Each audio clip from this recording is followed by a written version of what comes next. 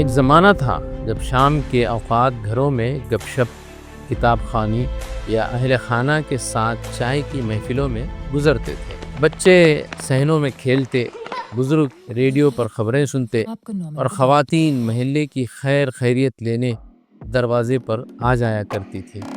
لیکن آج ہر منظر، ہر محفل اور ہر رشتہ اس چھوٹی سی اسکرین کے پیچھے کہیں گم ہو چکا ہے۔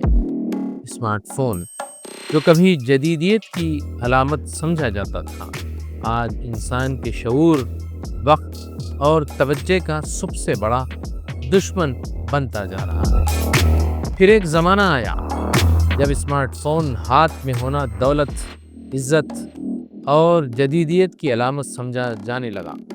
آج وہی اسمارٹ فون ہر جیب میں ہے، ہر ہاتھ میں ہے اور ہر نظر اسی کی اسکرین پر جمی ہوئی ہے۔ ٹیکنالوجی نے اتنی تیزی سے ترقی کی ہے کہ اب زندگی کا ہر لمحہ، ہر فیصلہ، ہر رشتہ اسی چھوٹی سی اسکرین کے پیچھے کہیں گم ہو گیا ہے یا اس کے ارد گرد گھومتا ہوا نظر آتا ہے۔ ناظرین، آپ دیکھ رہے ہیں ویوز آن نیوز اور میں ہوں زعیم الدین۔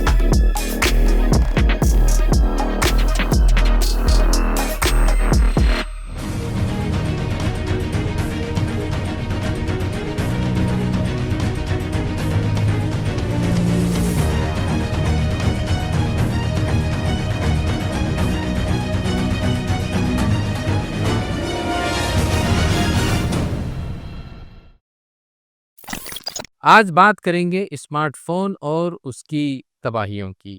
عالمی سطح پر جاری کی گئی حالیہ رپورٹ کے مطابق بھارتیوں نے سال 2024 میں اپنے اسمارٹ فونز پر 1.1 لاکھ کروڑ گھنٹے گزارے ہیں۔ یہ اعداد و شمار صرف ایک ٹیکنیکل رپورٹ نہیں ہے، بلکہ ایک سماجی المیہ کی نشاندہی کرتے ہیں۔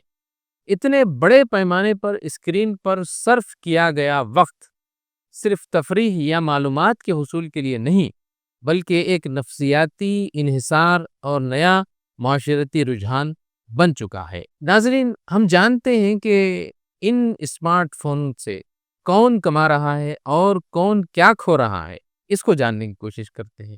EY، جو ایک بین الاقوامی شہریت یافتہ اکاؤنٹنگ اور تجزیاتی فرم ہے، اس نے اپنی سالانہ رپورٹ میں یہ واضح کیا ہے کہ موبائل فون پر گزارے جانے والے اس بے تحاشا وقت نے روایتی میڈیا انڈسٹری کو 2.5 لاکھ کروڑ روپے کا نقصان پہنچایا ہے۔ وہ میڈیا جس نے کبھی رائے عامہ بنائی، جو معاشرتی فہم و فراست کی آبیاری کرتا رہا، آج ڈیجیٹل میڈیا کی چکا چوند میں کہیں دھندلا پڑ چکا ہے۔ اس وقت بھارت میں تقریباً 562 ملین یعنی 56 کروڑ افراد اسمارٹ فون استعمال کرتے ہیں، جو کہ امریکہ اور میکسیکو کی مجموعی آبادی سے کہیں زیادہ ہے۔ یہ محض شہری آبادی کا چہرہ نہیں ہے، بلکہ حیرت انگیز طور پر 40% اس کے استعمال کرنے والے دیہی علاقوں سے تعلق رکھتے ہیں۔ یعنی موبائل اسکرین کی یہ گرفت اب دیہاتی کسان کے ہاتھ سے لے کر شہری نوجوان کے دماغ تک ہر شخص کو اپنی لپیٹ میں لے چکی ہے۔ یہ صرف ایک تکنیکی ترقی نہیں، بلکہ معاشرتی تغیر بھی اس میں چھپا ہوا ہے۔ یاد رہے کہ اس ڈیجیٹل انقلاب کے نتیجے میں سب سے زیادہ فائدہ کارپوریٹ جائنٹس کو پہنچا ہے۔ میٹا یعنی Facebook, Google, Amazon, Netflix, زومی، ریلائنس جیو اور ایلان مسک کی ٹیک کمپنیاں اس سے بھرپور فائدہ اٹھا رہی ہیں۔ یہ وہ ادارے ہیں جو ہمارے ہر کلک، ہر سرچ، ہر ویڈیو، حتیٰ کہ ہماری نیند کے اوقات سے بھی واقف ہیں۔ ہم صرف ایک ایپ کھولتے ہیں اور وہ ہماری نفسیات کو سمجھ کر اسی کے مطابق اشتہارات کے ذریعے اربوں روپیہ کما رہے ہیں۔ کیا ہم آزاد ہیں یا ایک نئی غلامی کے اسیر بن چکے ہیں؟ یہ ایک اہم سوال ہے۔ یہ ایک فکری سوال بھی ہے جو ہمیں خود سے پوچھنے کی ضرورت ہے۔ ہم دن بھر میں 5 گھنٹے موبائل اسکرین پر کیوں گزار رہے ہیں؟ کیا یہ سیکھنے، تعمیر یا بہتر زندگی کے لیے ہے؟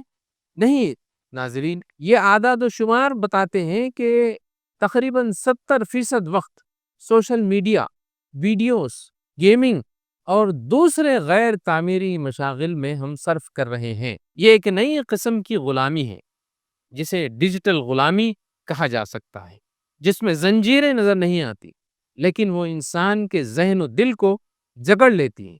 نہ وقت بچتا ہے، نہ یکسوئی، نہ مطالعہ، نہ دعا، نہ رشتہ۔ یہ وہ نرمی سے قید کرنے والا جال ہے جس کا احساس تب ہوتا ہے جب وقت ہاتھ سے نکل چکا ہوتا ہے۔ اب آئیے ناظرین ایک نظر ڈالتے ہیں اس کے دینی نقطہ نظر پر۔ وقت کا ضیاع شیطانی فریب کہا جاتا ہے۔ اسلام میں وقت کو قیمتی ترین نعمت قرار دیا گیا ہے۔ قرآن مجید میں اللہ تعالیٰ نے سورۃ العصر میں وقت کی قسم کھا کر فرمایا، زمانے کی قسم، بے شک انسان خسارے میں ہے۔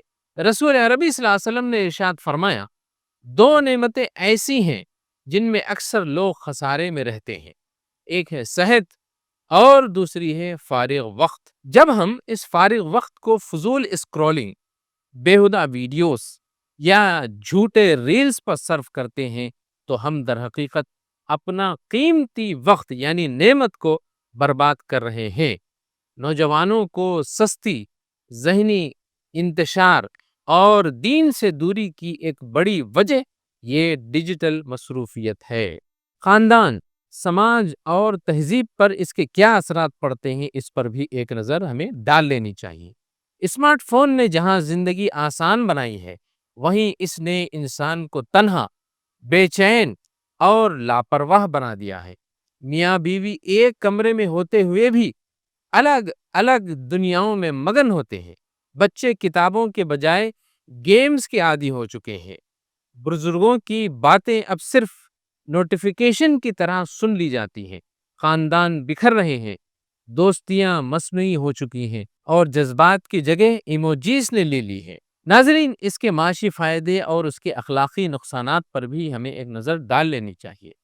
اگرچہ ڈیجیٹل میڈیا نے معیشت کو نئی راہیں دکھائی ہیں، آن لائن کاروبار، تعلیم، مارکیٹنگ کو بہت فروغ ملا ہے، لیکن اخلاقی سطح پر ایک نسل ایسی پروان چڑھ رہی ہے جس کے لیے وقت کا ضیاع، فحاشی، دکھاوا اور شہرت زندگی کے مقاصد بن چکے ہیں۔